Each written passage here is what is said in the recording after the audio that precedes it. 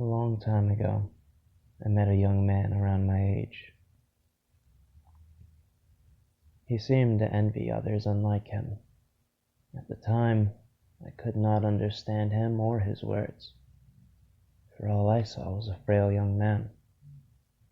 There was no doubt in my mind he was not referring to his size or fragility. No, he could change that. The young man then proceeded to telling me he was lying in an unyielding darkness, and his eyes glanced over to me, almost as if expecting me to be sympathetic.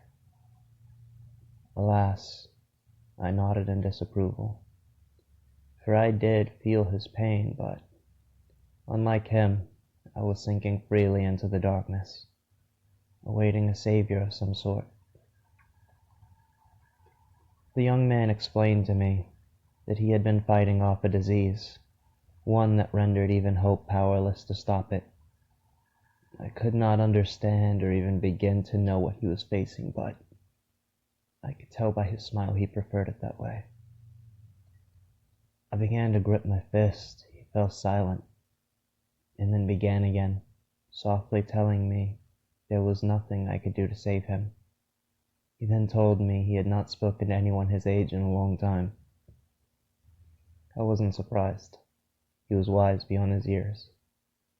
He enlightened me, saying, "Those in darkness tend to yearn for light, as those in light for darkness." Not to my surprise. What human doesn't desire what they do not possess? But that made me think. Was I so veiled and enshrouded in light that the darkness was all I craved? My thinking was quickly put to rest when he aroused my anger by telling me he hopes to one day thank my mother and God for allowing me to meet him. Once my mind has processed the parts past God and my mother, I smiled but kept silent.